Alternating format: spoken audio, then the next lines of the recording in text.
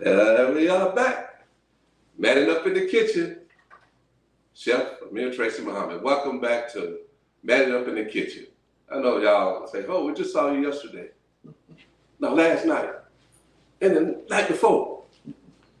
Yeah, and we back today. This Breast Cancer Awareness Month. Did y'all really think I wasn't going to do it this way? Well, really I wasn't. God did it this way.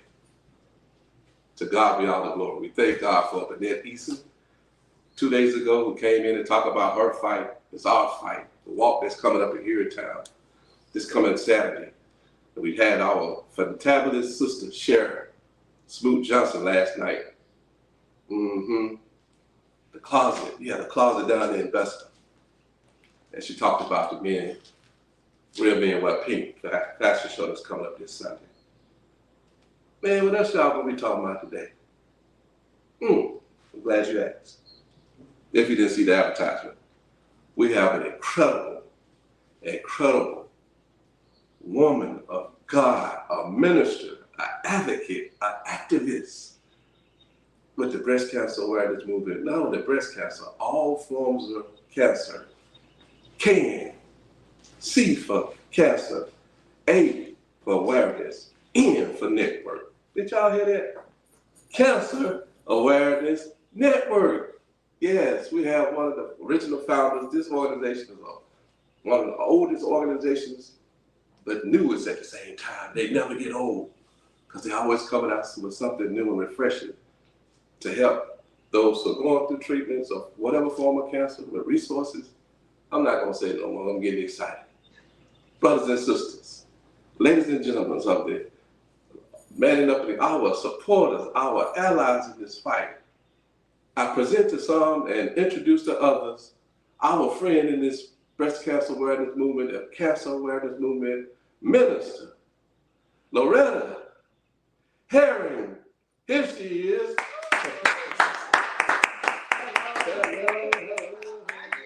Better now, you're here. Come on over here.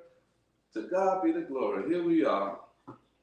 Did we know we was gonna be here this time last week? No. You got a call right Friday or Saturday Yes. or something like that. But God gave it to me. Yeah. And then He put people in my mind that I know Right. who are really in this fight. Yes.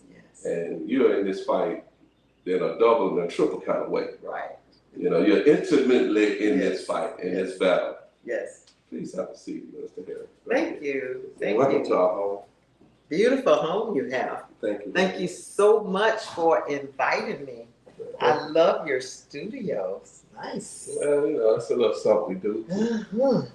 Cooking, stuff like that. Manning up. How about that? How does it feel to be in the Manning Up in the Kitchen? Yeah, manning up in the kitchen. How does it feel to be Awesome. Okay. Awesome. No, we feel good Yeah. to have you here. Thank you. A champion, a warrior. Thank you so much. Against the scourge of cancer. Yes. Thank you. So God be the glory. Minister Herring, here we are. Yes. And I know the audience is going to be blessed with the plethora of information that you have, the resources.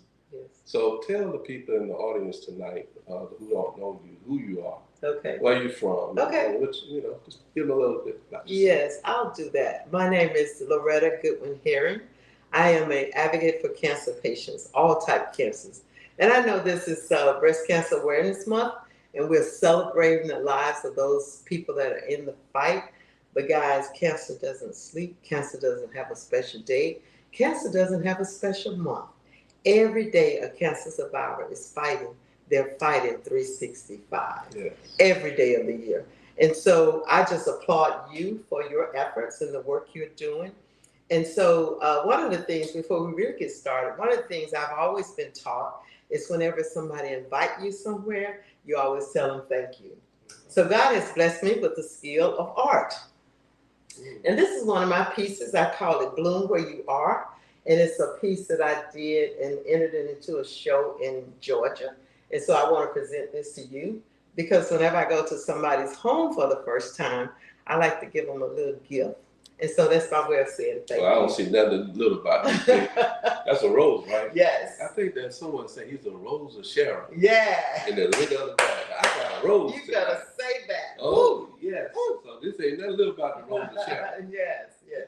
And you gave me a new idea for my roses. So I'm doing a line called Bloom Transform I Am. It's a series I'm working on now. And they are butterflies. And I'm going to incorporate roses in with the butterflies. Wow. And the name of the series is going to be called Transform I Am. Wow. Because God has transformed me into something I could not have dreamed. So when I started this journey.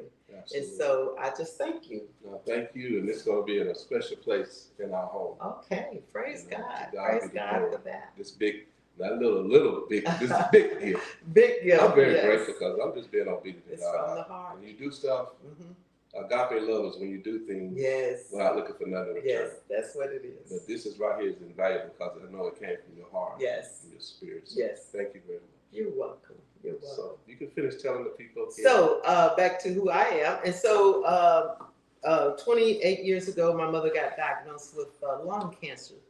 And so my sisters and I were devastated. We were at a loss, didn't know how to deal with this. And so we started a nonprofit called Cancer Awareness Network for Children. And so since then, we have evolved to just call ourselves, just a shortened name, Cancer Awareness Network. But for children is the actual official name.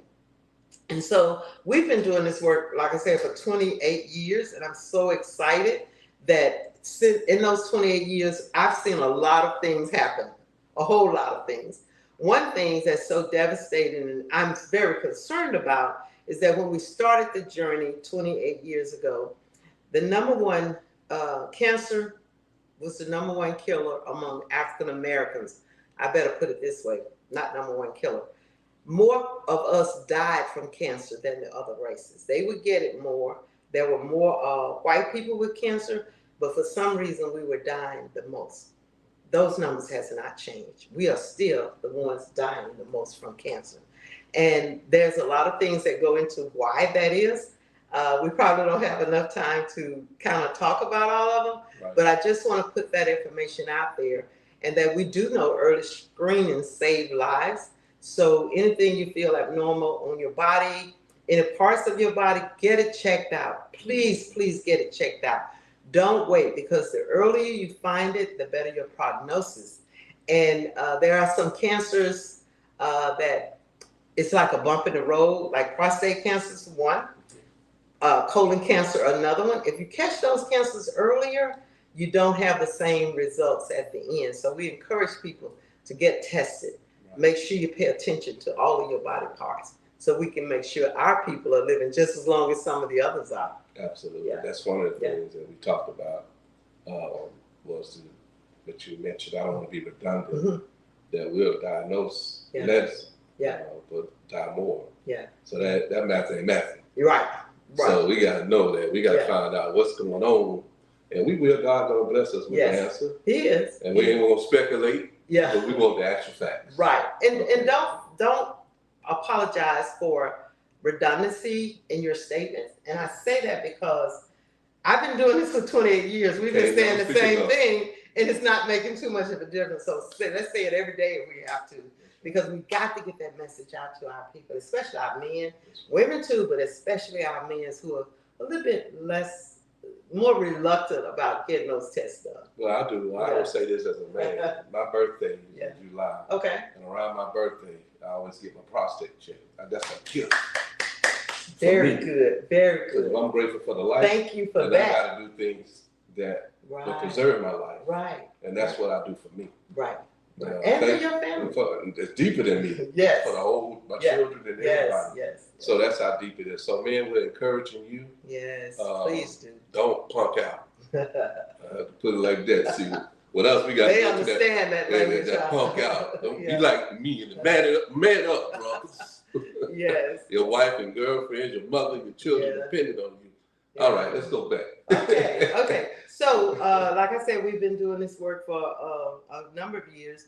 And in doing this, we found also that those cancers that affect us the most are the ones that don't get the funding on the lower level. What I mean by that, we're a nonprofit, and we've been doing this work 28 years again.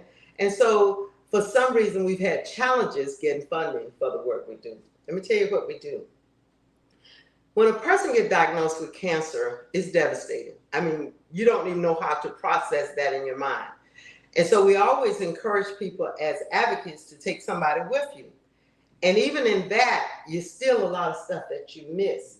So what we encourage people to do is take a family member, let them take notes, make sure you go back and read through all of that. Because when the doctor said you got cancer, it's like nothing else. All you hear is wah, wah, wah, wah. You don't hear anything else. And nobody want to hear those 3 words, you got cancer. But in my case, I had it twice. And I was diagnosed in 2010, and I was a 15-year breast cancer survivor. Last year, it came back. And so that means I'm a double breast cancer survivor. Right. The first time I had a lumpectomy, which means they just removed the tumor from my breast. And then the second time it came back, I chose to have a double mastectomy. Right. That's where they take both breasts. And so I did that because I need to make those precautionary measures so that it doesn't come back again. And that doesn't prove that it's not going to come back again. It's just that it makes me feel better about it, Yes. So I'm just excited about that. And so when my mother was diagnosed, we didn't know how to deal with this. We talked to the doctors at UAB. Dr. Sharon Spencer, radiation oncologist, is there. She actually took us by the hand and walked us through my mom's journey. And she didn't know at the time, but she was teaching us how to be advocates. And so what she do is she said, well, okay, write down whatever the doctors say, bring it back to me, because the words are this big, right? All those oncology words, they really long. And so we would write the word down and they tell us what it means, take it to her, she deciphered it for us, and we go back, and it kind of went back and forth like that. And so that's what an advocate does. An advocate actually assists the patient on their journey. I'm working with a couple of patients now where I've gone to their consults with them, and I'm sitting there, and the doctors at UAB, some of them have gotten to know me, and they say, here comes Loretta, you're doing a great work, keep it up. But those patients are at a loss sometimes because they don't have anybody to go with them to actually speak their language.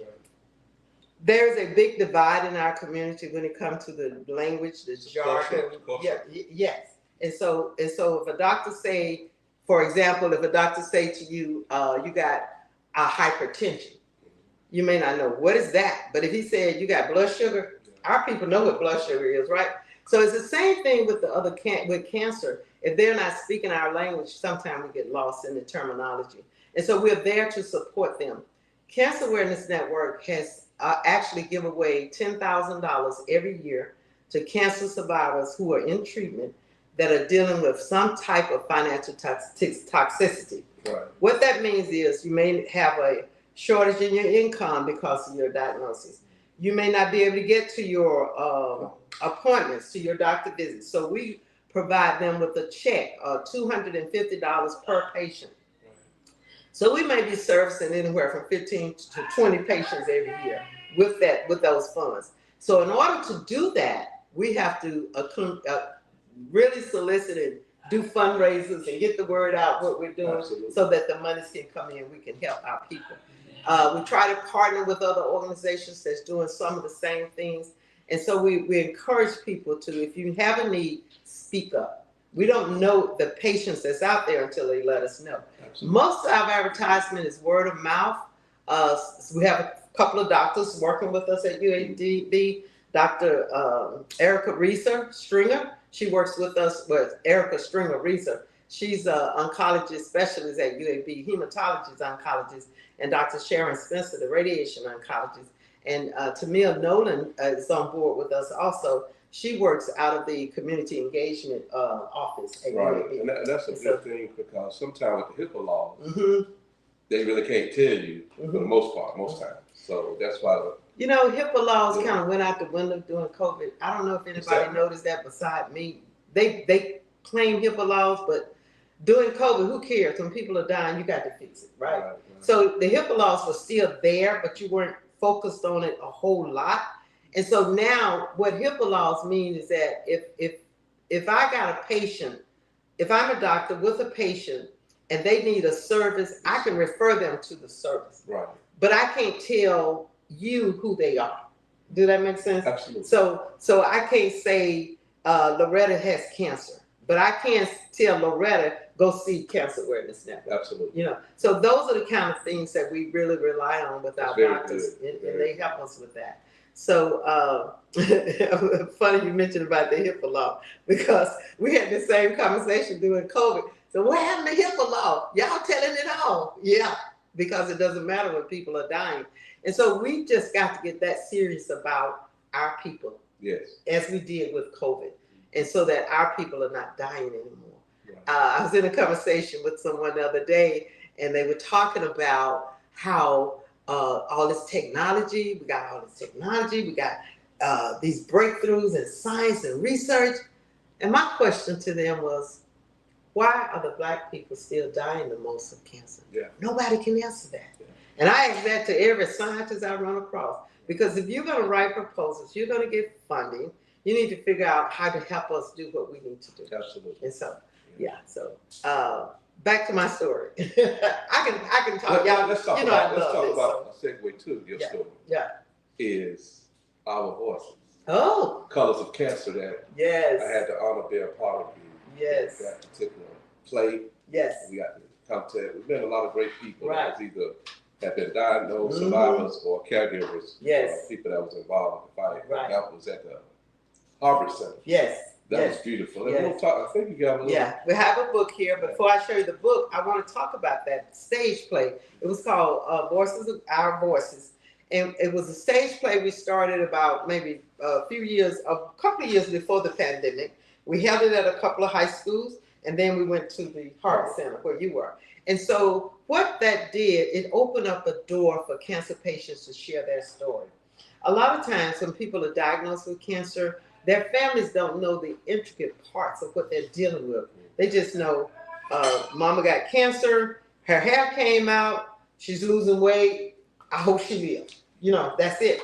But there are so much layers in between that people don't realize. And so the idea for the stage play was for a person to get up there and tell that story.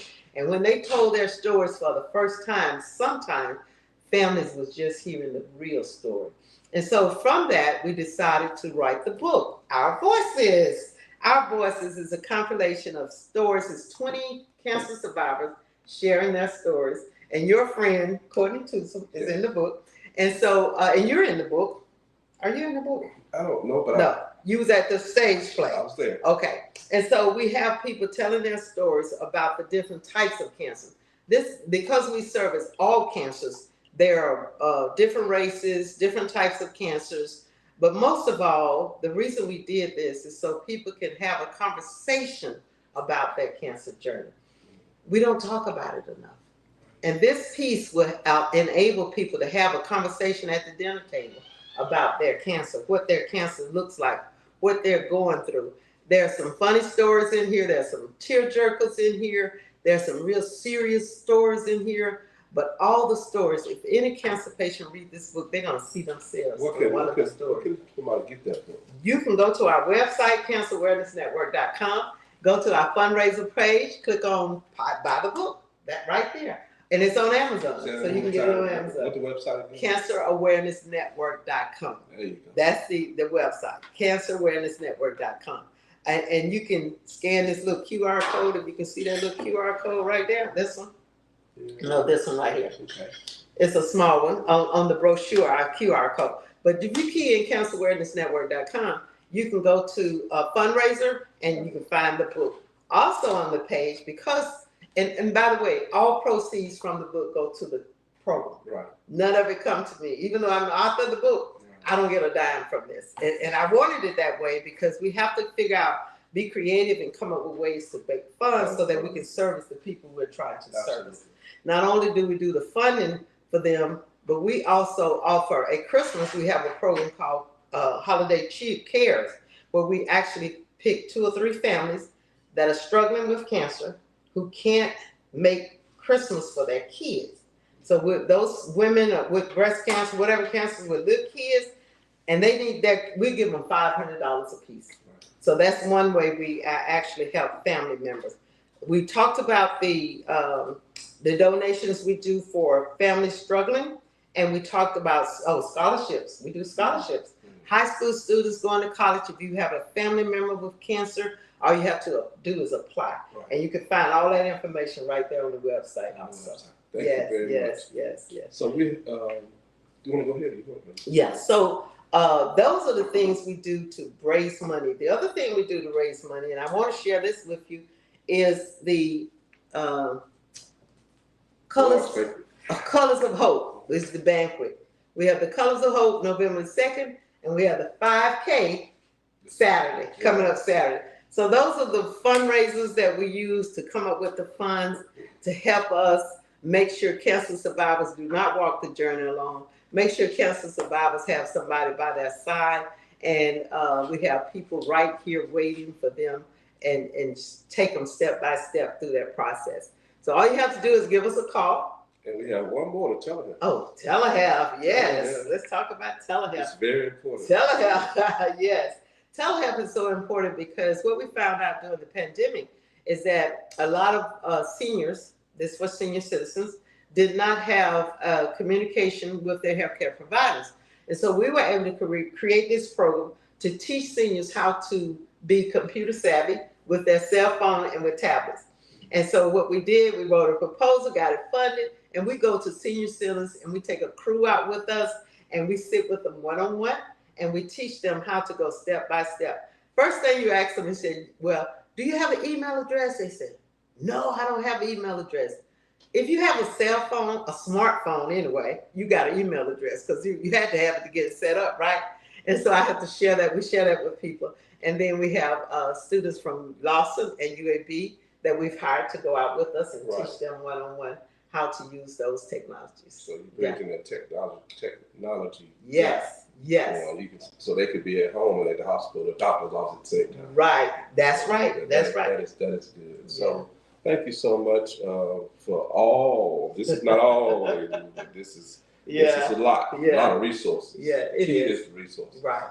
And we partner with so many organizations because this is just what we do, but we also have a resource base where we have resources throughout the state of Alabama, and we share those with our partners, our cancer survivors. When they call us, it may be somebody may need more than $250 to pay their rent. Well, we have resources that we can direct them to help them subsidize some of those incomes. That is awesome. Yeah. Man. To God be the glory. Yes.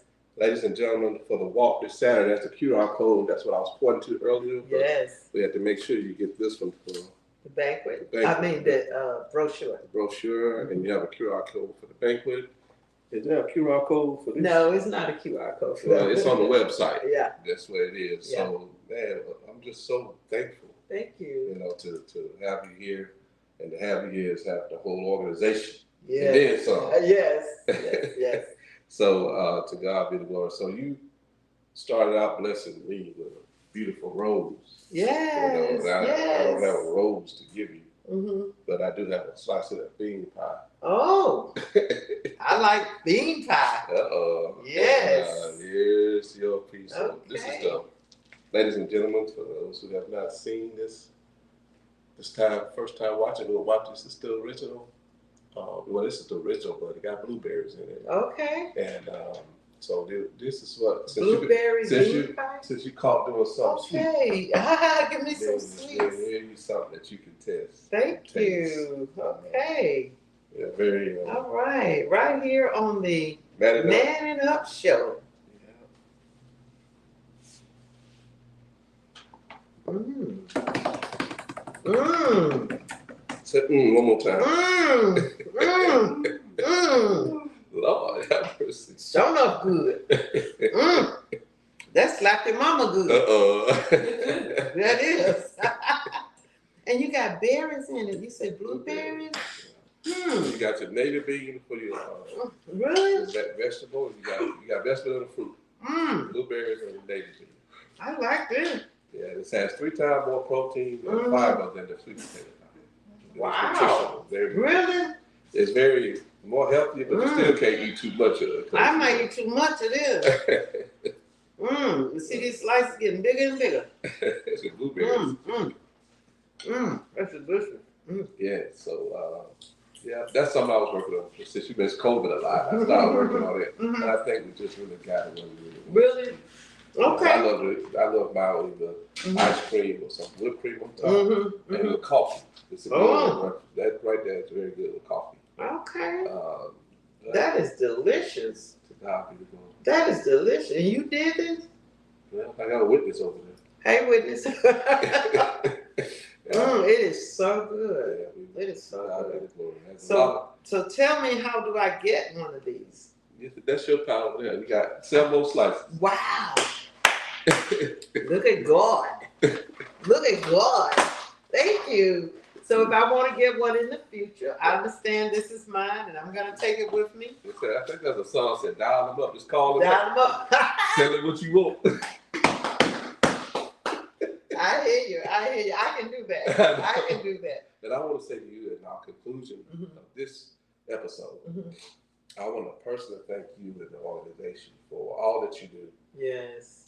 And for the opportunity you give my daughter Leah to be a part of it. You know, she loves what she's doing. Yes. You know, and I'm just grateful that you all give her opportunity because this is we're a family. Yes.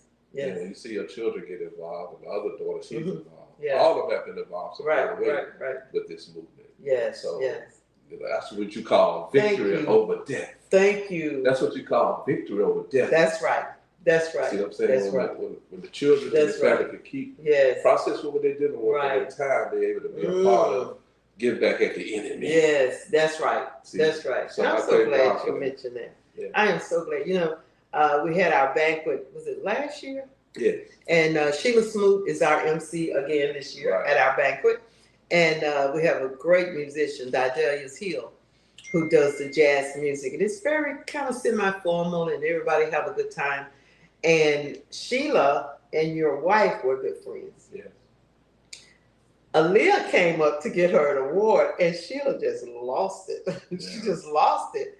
And I had no idea of that connection, you know? Yeah. And so I'm so glad you mentioned that because Aaliyah actually is the supervisor for the telehealth program. Oh, okay. Yeah, she's a supervisor. She managed all of the staff. She bossing up. Yeah, she managed, and because of her, this program has gone up to a whole new level. It has taken a new height. I mean, we was kind of fumbling around at first, but she came in there with her boss herself, the art boss, the art CEO is it, and she just kind of fine-tuned it for us and made it to where it is now. And so we're so grateful to her for that, and we're grateful to you to making that connection with us. Right. And so we thank you for that. Right. Yeah. Yes. So, ladies and gentlemen, brothers and sisters, you've heard the third episode series. 3 in 1, 3 days. Yeah. Up in the kitchen. Yeah. Wow. 3 days in a row. We got some more coming the whole month. We have people coming in that's going to talk about alopecia. Okay. Anything that's dealing with nutrition. We're going to have a nutritionist come in. Because you fight it too. You fight cancer through nutrition. Yeah. Also. That's right. We can get our body in a certain alkaline state. Then the immune system pretty much can handle a whole lot by itself. Yes. Okay, most of our people in our community have a acidic level. Right. More acidic than alkaline. So we have somebody who will come in and talk about that part of it. We're going to have a holistic person, traditional doctor come in, also a holistic who take, because you have options. Yes. See, the more options we have, the better we have a chance to. And nothing, I believe, is when a person that they have cancer. If they can live 10 more seconds after hearing it, they can be all right. Jesus, yeah, that's right. Yeah. Because just to hear it is one thing. Yeah. And if you live past hearing it, you can make it. That's right. I like that. You know, and as a caregiver, my thing that I always share with people, as we get ready to leave, that we're not in the ring fighting as a caregiver. The person is in the ring, we're in the corner. Yeah. And you have to know your place with somebody that's been diagnosed. Right. You pretty much follow their lead. Right. That's right. And don't get beside yourself. Yeah. You know, but there's a teamwork involved. That's a powerful message right there. And one thing that we said during the interview, when was that? The Botanical Gardens 2 years ago? Yeah. The lady came from New York. Yes. And she asked me a question. She said, "What advice would you give a caregiver?" Mm. And what I said, well, first of all, every caregiver needs a caregiver. That's right. That's right. Because it is very deep. It's a real deep thing to be a caregiver. When you're involved with it, not just physically, but spiritually and emotionally, it's a lot. Right. So sometimes somebody has to come in and take you out of that environment. That's right. And you be okay with it. That's right. Love compares you want to stay. Yes. Yes. But love too has to back you out of it. Yes. And have some time and space away. That's powerful. And I learned that through my journey because I didn't know the question was coming. Yes. But as quick as she said it, God brought it out of me because I had lived it. And if you guys want to see that interview, it's on our website also. As a matter of fact, he's talking about Miss Monkhouse. She came to Birmingham and did the interview with Tracy and several other cancer patients and caregivers.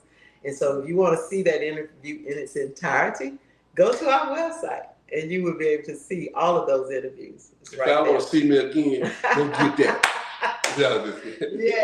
Yes. But anyway, Manning Up in the Kitchen, brothers and sisters, ladies and gentlemen.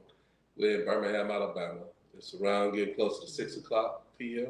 People are driving home to be with their family. Godspeed. God bless you all to make it home safely with your family. Enjoy the rest of your evening. Thank you again for tuning in to Manning Up in the Kitchen show. To God be the glory.